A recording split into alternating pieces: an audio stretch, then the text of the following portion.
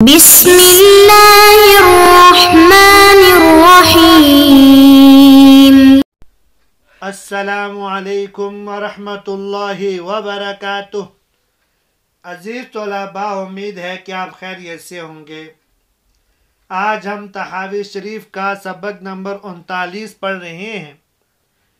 اس سبق کے اندر کتاب الطہارت کا باب فرض مسح الراس فی الوضو کا حصہ اول پڑھیں گے۔ حصے اول کے اندر اس باب میں ذکر کردہ مسئلہ اور پھر مذاہب اور مذاہب میں سے پہلے مذہب کے دلائل، ان کا ترجمہ اور تشریح پڑھیں گے۔ چلتے ہیں ہم اپنے سبق کی جانب۔ بسم اللہ الرحمن الرحیم۔ باب فرض مسح الراس فی الوضوء۔ یہ باب اس بیان میں ہے وضو میں سر کے مسح کے فرض کی مقدار۔ سر کے مسح راس کی میں کتنی مقدار فرض ہے۔ اس سے پہلے کہ ہم اس باب کے اندر جو دلائل امام طحاوی رحمہ اللہ نے ذکر کیے ہیں ان کی طرف جائیں، پہلے یہ سمجھیں گے اس باب کے اندر امام طحاوی رحمہ اللہ نے کون سا مسئلہ ذکر فرمایا ہے۔ تو صورت مسئلہ یہ ہے کہ سر کا مسح میں کتنی مقدار فرض ہے۔ آیا پورے سر کا مسح کرنا فرض ہے یا بعض سر کا مسح یا چوتھائی سر کا مسح کرنا فرض ہے۔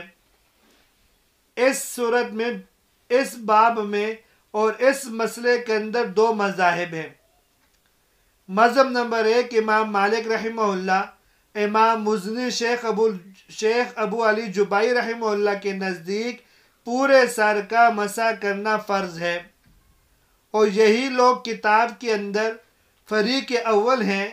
اور ان دلائل کے آخر میں جہاں امام طحاوی فذهب قوم فرمائیں گے، اس فذهب قوم میں قوم کے مصداق یہی لوگ ہیں۔ دوسرا مذہب ائمہ ثلاثہ اور جمہور علماء کا ہے۔ وہ فرماتے ہیں سر کے بعض حصہ پر مسح کرنے سے فرض ادا ہو جائے گا، البتہ پورے سر کا مسح مسنون ہے اور ثواب کی زیادتی کا باعث ہے۔ کتاب کے اندر وخالفہم سے مراد اور فریق ثانی سے مراد یہی لوگ ہیں۔ فریق اول کے دلائل وہ ہیں جن کو امام طحاوی رحمہ اللہ نے اس باب کے شروع کے اندر ذکر کر دیے ہیں، جن کا مضمون یہ ہے کہ حضور اقدس صلی اللہ علیہ وسلم پیشانی سے لے کر گردن تک پورے سر کا مسح کرتے تھے۔ اس حدیث کو صاحب کتاب رحمہ اللہ نے 3 صحابہ سے 4 سنتوں کے ساتھ نقل فرمایا ہے۔ پہلے صحابی حضرت عبداللہ بن زید بن عاصم رضی اللہ تعالیٰ عنہ ہیں، ان سے 1 سند کے ساتھ۔ دوسرے صحابی حضرت طلحہ بن مصرف رضی اللہ تعالیٰ عنہ نے اپنے دادا سے 2 سنتوں کے ساتھ، اور تیسرے صحابی حضرت امیر معاویہ رضی اللہ تعالیٰ عنہ ہیں، ان سے 1 سند کے ساتھ۔ اب چلے ان دلائل کی طرف، ان دلائل کا ترجمہ دیکھ لیتے ہیں۔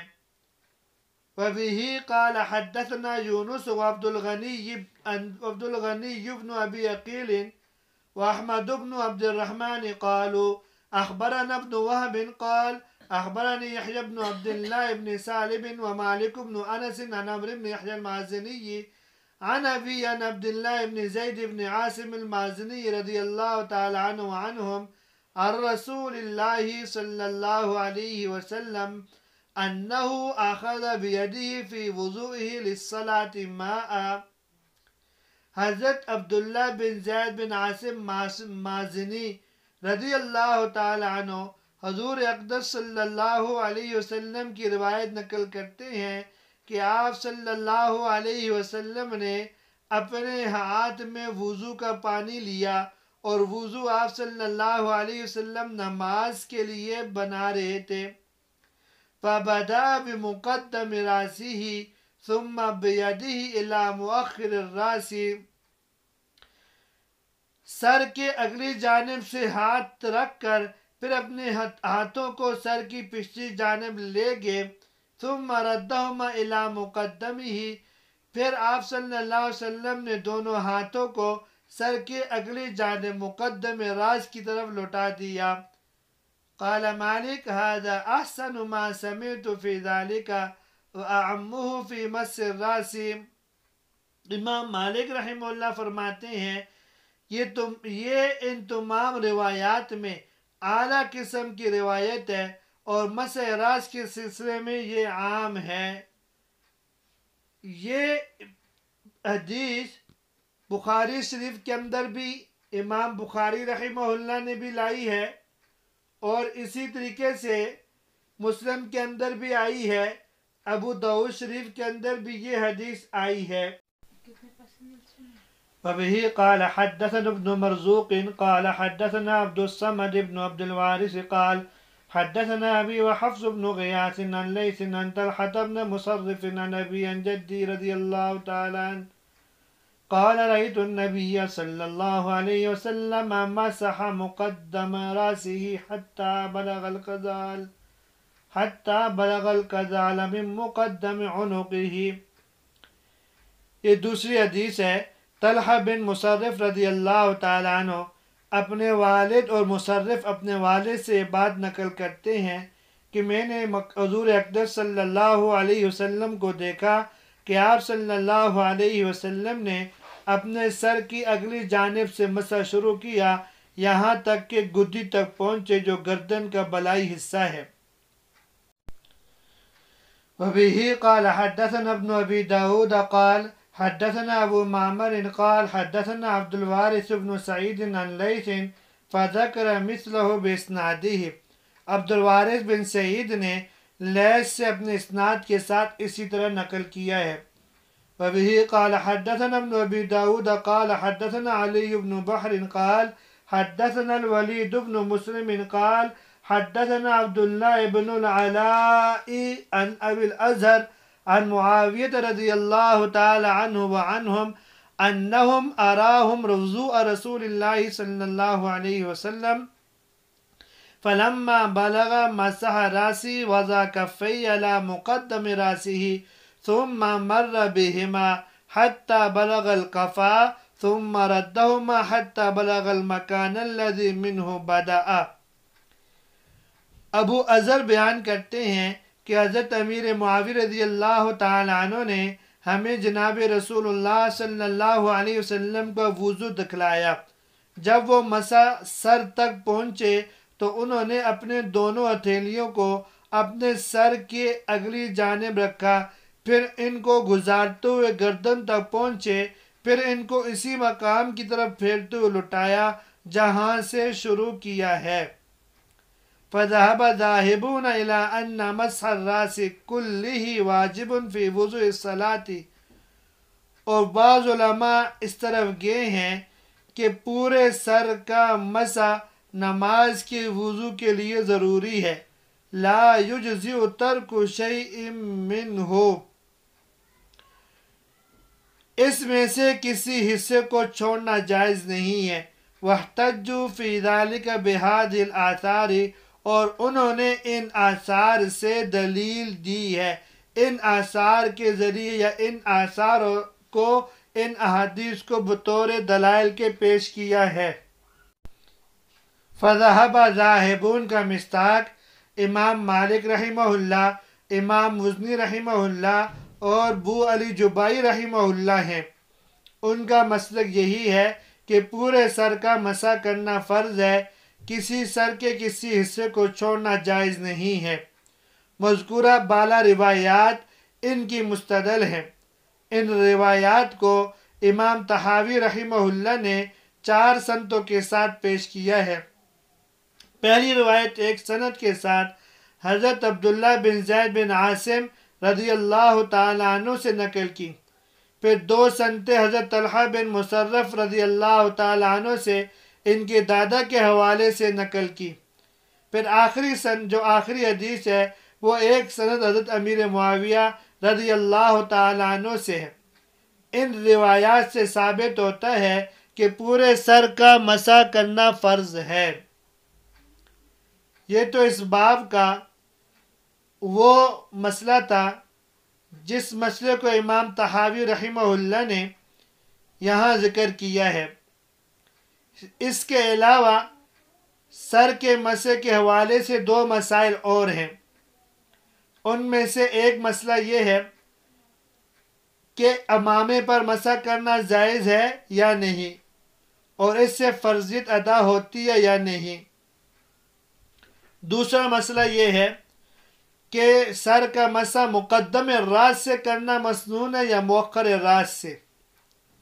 تو پہلا مسئلہ جو مسح علی العمامہ ہے، اس کے اندر ایک مذہب امام احمد بن حنبل، اسحاق بن راہویہ، سفیان ثوری، امام اوزاعی، ابو ثور، محمد ابن خزامہ وغیرہ رحمہ اللہ کے نزدیک عمامہ پر مسح کرنے سے فرضیت ادا ہو جاتی ہے۔ دوسرا مذہب ائمہ ثلاثہ اور جمہور محدثین و فقہا کے نزدیک عمامہ پر مسح کرنا جائز نہیں ہے، اس سے فرضیت ادا نہیں ہوتی ہے۔ البتہ امام شافعی رحمہ اللہ فرماتے ہیں محض عمامے پر مسح کرنے سے فرضیت ادا نہیں ہوگی، لیکن سر پر مسح کر لینے کے بعد عمامہ پہنا ہوا ہے تو عمامہ پر بھی مسح کرنا مسنون ہے۔ اب مسح علی العمامہ پر ائمہ کے دلائل میں سے پہلے مذہب کی دلائل یہ ہیں، حضرت مغیرہ بن شعبہ رضی اللہ تعالیٰ عنہ کی روایت ہے جس میں عمامہ پر مسح کرنا ثابت ہے۔ وہ لوگ حدیث شریف میں جو ترمذی شریف میں لکھا ہے مسح الخفین کے باب میں، اور طحاوی شریف میں اسی باب کے اندر وہ حدیث موجود ہے، پیش کرتے ہیں۔ اور دوسری دلیل مذہب نمبر 2 کی دلیل یہ ہے، اللہ تعالیٰ نے قرآن کریم کے اندر وَامْسَحُوا بِرُؤُوسِكُمْ فرمایا ہے، اس کا مطلب ہے سر پر مسح کرنا ہے، عمامے پر مسح کرنے کو حکم نہیں دیا ہے۔ اب جو لوگ عمامے پر مسح کے قائل ہیں ان کے دو جوابات دیتے ہیں۔ پہلا جواب تو یہ دیتے ہیں جس حدیث شریف میں عمامے پر مسح کرنے کا حکم مذکور ہے وہاں پر ساتھ ساتھ ناسیہ پر مسح کرنے کا بھی ذکر ہے، اس لیے محض عمامے پر مسح کو فرضیت کے ادا کرنے کے لیے کافی کہہ دینا درست نہیں ہو سکتا۔ اور دوسرا جواب یہ ہے، در حقیقت حضور اقدس صلی اللہ علیہ وسلم نے سر ہی پر مسح فرمایا تھا، لیکن مسح کے بعد جب عمامہ درست کرنے لگے تو دیکھنے والے نے یہ سمجھا کہ عمامے پر ہی مسح فرمایا، حالانکہ یہ بات نہیں ہے۔ دوسرا مسئلہ یہ ہے کہ سر کا مسح مقدم راس سے کرنا مسنون ہے یا مؤخر راس سے۔ اس کے اندر بھی دو مذاہب ہیں۔ ایک مذہب امام حسن بن صالح اور امام وکیع بن جراح رحمہم اللہ کے نزدیک وہ کہتے ہیں مؤخر راس سے مسح کرنا مسنون ہے۔ دوسرا مذہب ائمہ اربعہ و جمہور کے نزدیک ہے، وہ فرماتے ہیں مقدم راس سے مسح کرنا مسنون ہے۔ پہلے مذہب والوں کی دلیل جو امام ترمذی رحمہ اللہ نے اپنی کتاب کے اندر ذکر کی ہے کہ حضرت ربیع بنت معوذ ابن عفراء رضی اللہ تعالیٰ عنہ کی روایت ہے جس کے اندر مؤخر راس سے مسح کرنا ثابت ہے۔ اور دوسرے مذہب والوں کی دلیل یہ ہے کہ حضرت عبداللہ ابن زید بن عاصم کی روایت ہے جو یہاں کتاب کے اندر موجود ہے، جس کے اندر یہ بات واضح ہے۔ حضرت عبداللہ ابن زید بن عاصم رضی اللہ تعالیٰ عنہ فرماتے ہیں حضور اقدس صلی اللہ علیہ وسلم نے سر کا مسح مقدم راس سے شروع کیا، تو معلوم ہوا سر کا مسح مقدم راس سے کرنا مسنون ہے۔